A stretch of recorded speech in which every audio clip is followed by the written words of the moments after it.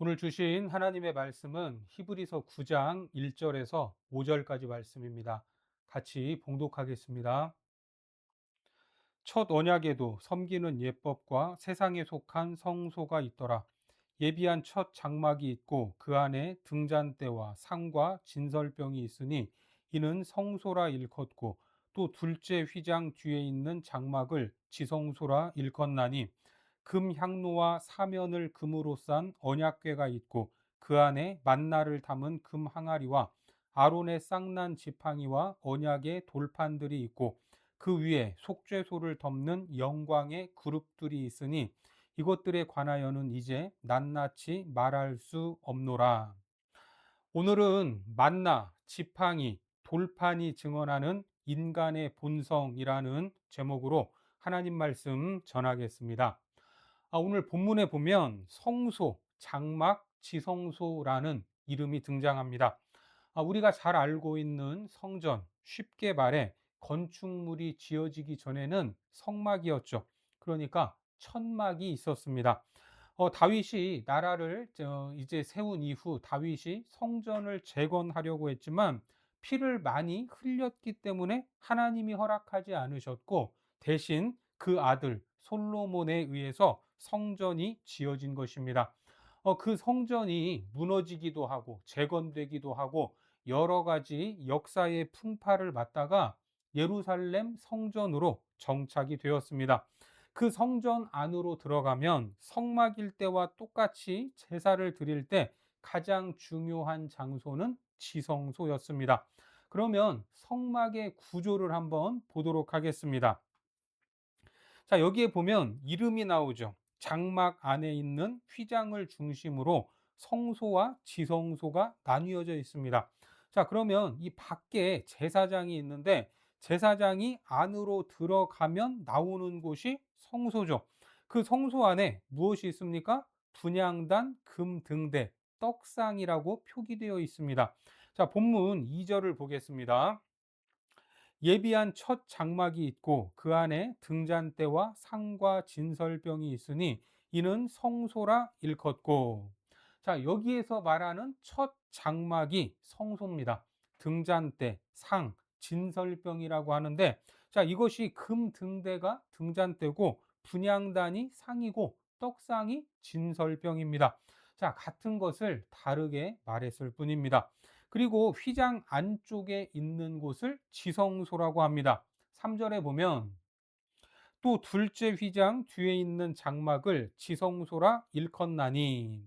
자, 여기서는 둘째 휘장이라고 하죠. 자, 그러면 첫 번째 휘장은 밖에서 성소로 들어가는 휘장이 되겠죠. 그렇게 두 번째 휘장 뒤 지성소 안에 무엇이 있습니까? 언약궤가 있습니다. 자, 본문 4절에 금 향로와 사면을 금으로 싼 언약궤가 있고 그 안에 만나를 담은 금 항아리와 아론의 쌍난 지팡이와 언약의 돌판들이 있고. 자, 여기에 보니까 언약궤는 금으로 쌓여 있다고 합니다. 자, 그림을 보시면 금으로 쌓여 있기 때문에 휘황찬란해 보입니다. 포장을 금으로 했다면 그 안에는 도대체 뭐가 있을까 궁금하죠. 그런데 방금 읽은 말씀에 나왔습니다. 그 안에 담겨 있는 게 무엇입니까? 만나를 담은 항아리, 그리고 아론의 쌍난 지팡이, 언약의 돌판들이라고 합니다.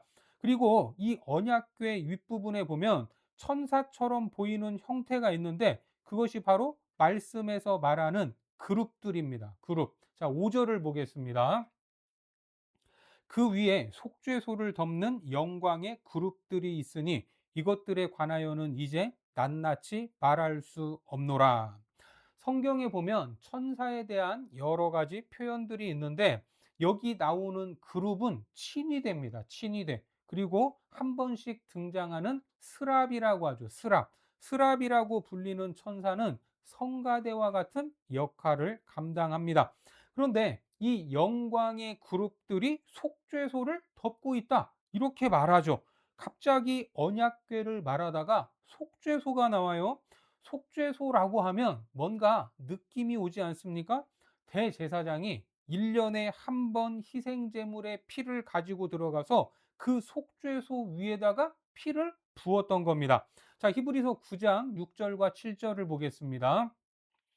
이 모든 것을 이같이 예비하였으니 제사장들이 항상 첫 장막에 들어가 섬기는 예식을 행하고 오직 둘째 장막은 대제사장이 홀로 1년에 한 번 들어가되 자기와 백성의 허물을 위하여 드리는 피 없이는 아니하나니.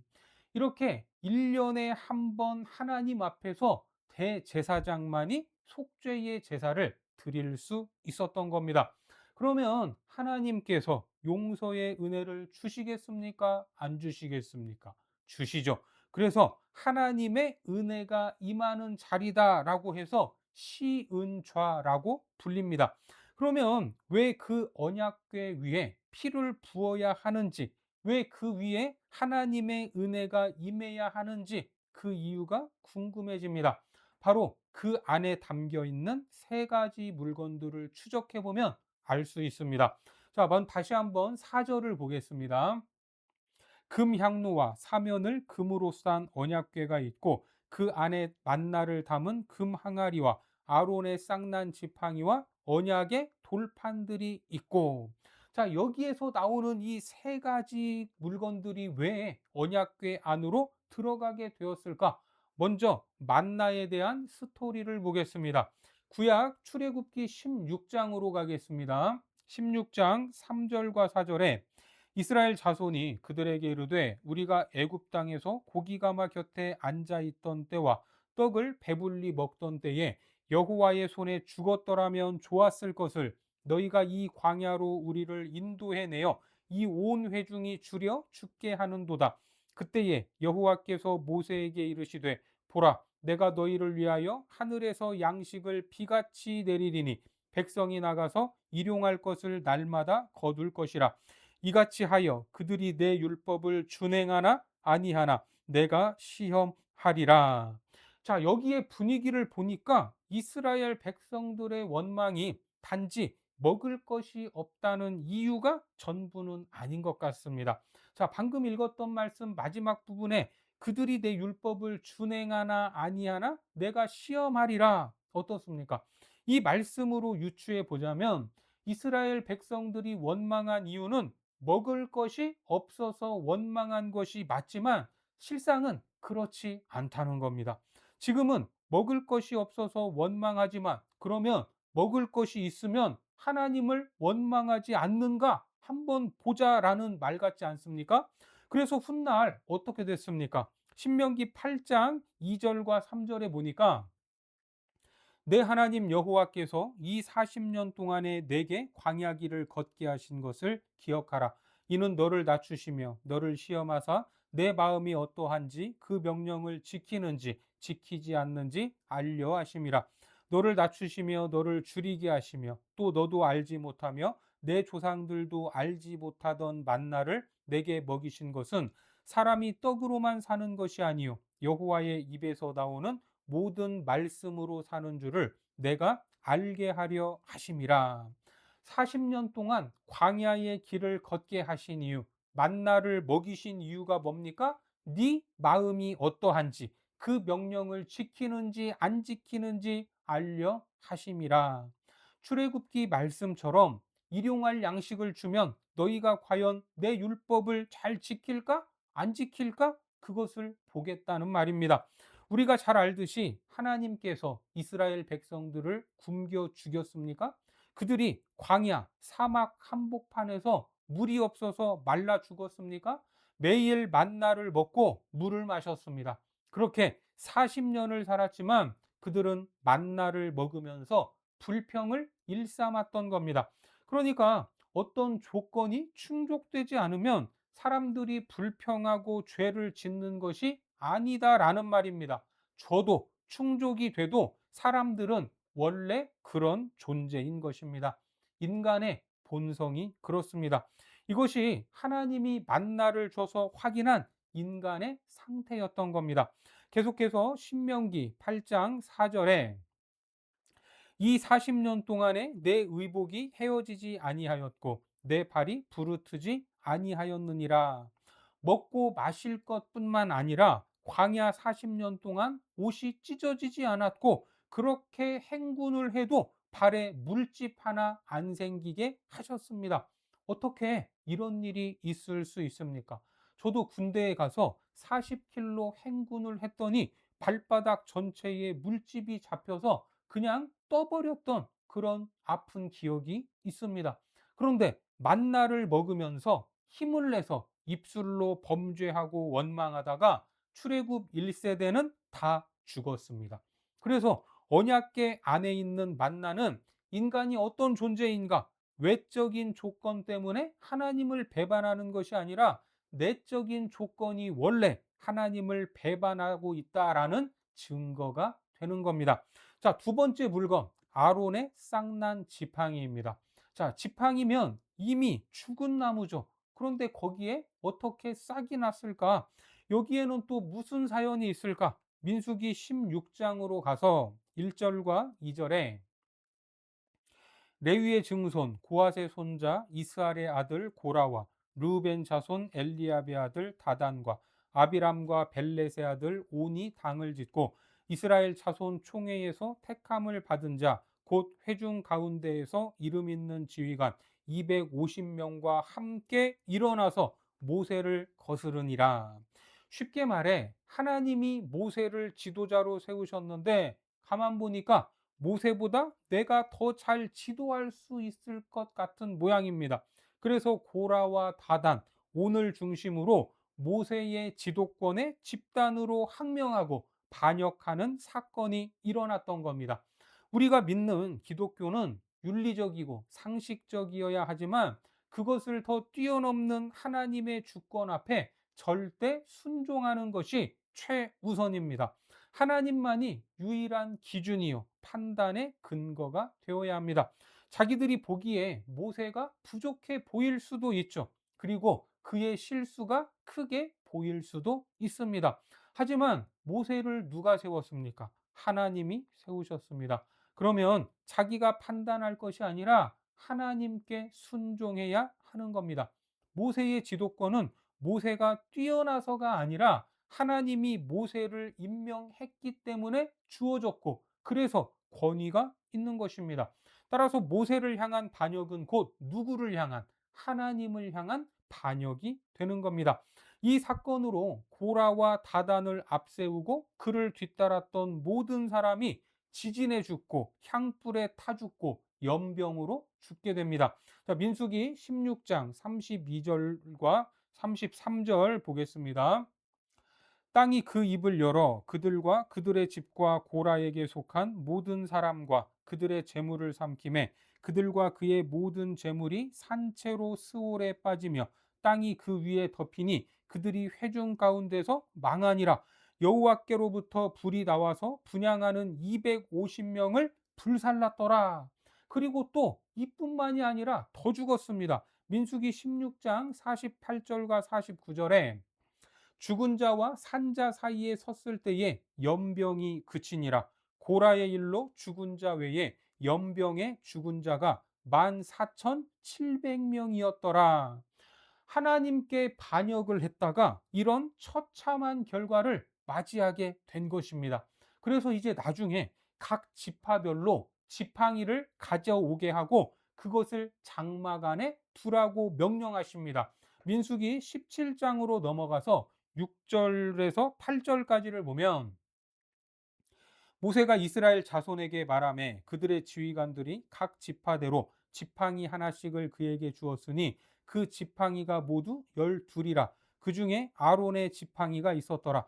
모세가 그 지팡이들을 증거의 장막 안 여호와 앞에 두었더라. 이튿날 모세가 증거의 장막에 들어가 본즉 레위 집을 위하여 낸 아론의 지팡이에 움이 돋고 순이 나고 꽃이 피어서 살구 열매가 열렸더라. 지팡이면 이미 죽은 나무죠. 그런데 누구의 지팡이? 아론의 지팡이에 꽃이 피고 열매가 열렸던 것입니다. 자, 민수기 17장 10절에 여호와께서 또 모세에게 이르시되 아론의 지팡이는 증거궤 앞으로 도로 가져다가 거기 간직하여 반역한 자에 대한 표징이 되게 하여 그들로 내게 대한 원망을 그치고 죽지 않게 할지니라. 이것이 아론의 쌍난 지팡이가 언약궤 안에 보관되게 된 스토리입니다. 하나님에 대하여 반역한 인간들, 그 패역함의 증거가 바로 아론의 쌍난 지팡이였습니다. 그리고 세 번째는 언약의 돌판인데, 이것은 하나님께서 이스라엘 백성에게 써주신 십계명의 두 돌판입니다. 그러면 그 현장으로 한번 가보겠습니다. 출애굽기 32장 15절과 16절에 모세가 돌이켜 산에서 내려오는데 두 증거판이 그의 손에 있고 그 판의 양면 이쪽 저쪽에 글자가 있으니 그 판은 하나님이 만드신 것이요 글자는 하나님이 쓰셔서 판에 새기신 것이더라. 모세가 시내산에서 하나님께 율법을 받았죠. 그런데 그 율법을 받는 동안 이스라엘 백성들은 산 아래에서 금송아지를 만들어 놓고 우상 노름을 하고 있었습니다. 이것이 우리를 애굽에서 인도해내신 여호와다, 하나님이다. 출애굽기 32장 17절에서 19절까지 보겠습니다. 여호수아가 백성들의 요란한 소리를 듣고 모세에게 말하되 진중에서 싸우는 소리가 나나이다. 모세가 이르되 이는 승전가도 아니요 패하여 부르짖는 소리도 아니라 내가 듣기에는 노래하는 소리로다 하고 그 진에 가까이 이르러 그 송아지와 그 춤추는 것들을 보고 크게 노하여 손에서 그 판들을 산 아래로 던져 깨뜨리니라. 모세가 화가 나서 하나님께 받은 율법, 그 돌판을 던져서 깨버렸습니다. 아무리 그래도 하나님이 써주신 건데 이렇게 던져서 박살을 내도 되나? 이미 그 율법, 언약은 선포도 되기 전부터 인생들은 지킬 수도 없고 지킬 능력도 없어서 깨질 수밖에 없다는 것을 보여준 겁니다. 그러면 그렇게 깨진 돌판을 주워다가 언약궤 안에 넣었을까? 아닙니다. 신명기 10장 4절과 5절에 보니까 여호와께서 그 총회 날에 산위 불 가운데에서 너희에게 이르신 십계명을 처음과 같이 그 판에 쓰시고 그것을 내게 주시기로 내가 돌이켜 산에서 내려와서 여호와께서 내게 명령하신 대로 그 판을 내가 만든 궤에 넣었더니 지금까지 있느니라. 하나님이 다시 돌판을 가져오라고 하셔서 다시 써주신 겁니다. 그리고 그것을 언약궤 안에 넣어두라고 한 겁니다. 그러니까 이 언약궤 위에 있는 돌판은 정확히 말하면 두 번째 돌판이죠. 어떻습니까? 만나, 아론의 쌍난 지팡이, 언약의 두 번째 돌판 모두가 인간의 패역함과 가망이 없음을 증언하는 증거들입니다. 인간은 하나님 앞에서 패역한 족속이고 반역을 일삼고 그 은혜를 받아 누릴 수 없는 존재다라는 것을 낱낱이 보여주고 있습니다. 이것이 인류의 본성입니다. 그 더럽고 추잡한 인간의 본질을 증언하고 있기 때문에 하나님 앞에서 죽어 마땅한 존재인 겁니다. 그래서 하나님은 인간을 만날 때 속죄하는 피가 없이는 만날 수 없습니다. 그래서 그 언약궤 위에 1년에 한 번씩 대제사장이 속죄 제물의 피를 담아 가지고 들어가 피를 부어야 했습니다. 하나님과 화목하기 위해서는 죄의 문제가 해결되어야 하고 그 해결 방법은 피밖에 없기 때문입니다. 그래서 그 자리가 속죄소가 되고 그때 하나님의 은혜가 임하기 때문에 그 자리가 뭐라고요?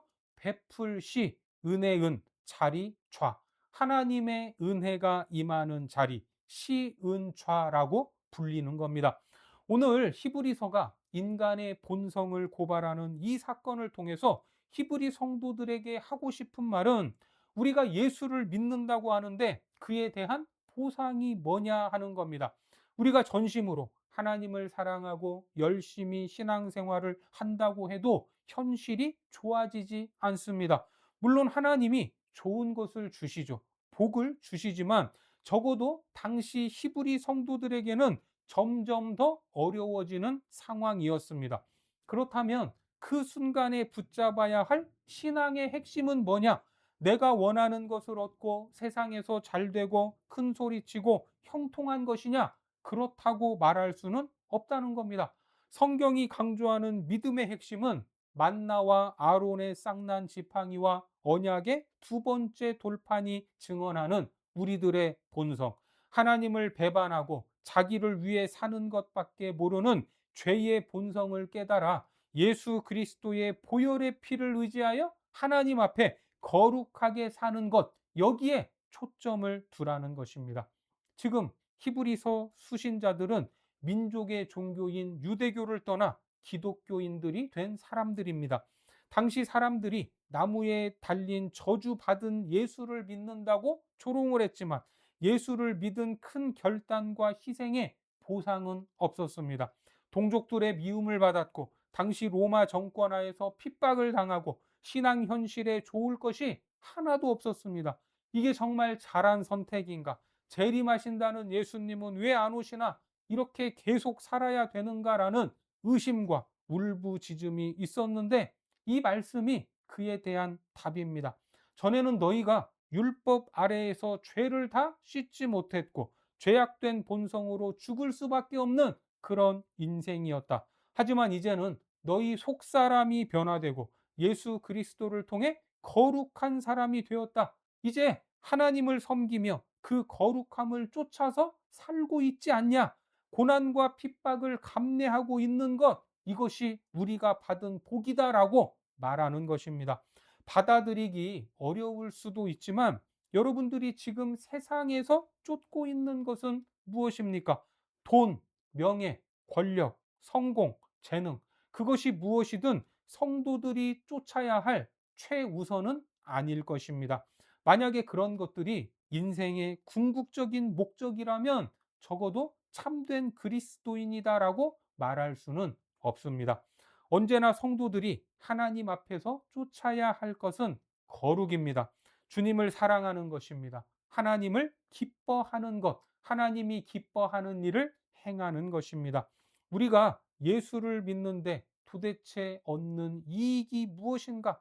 하나님이 내게 해 주시는 것이 별로 없는 것 같다라는 이런 마음의 원망과 불평이 일어나고 의심과 낙심이 찾아올 때 우리는 여기에서 답을 얻어야 합니다.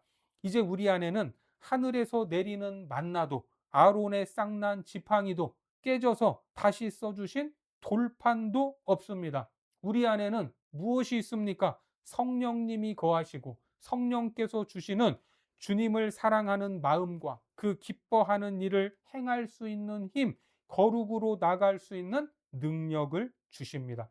이처럼 놀라운 변화와 잠시 우리를 괴롭히는 사소한 고통들을 비교하지 않기 바랍니다.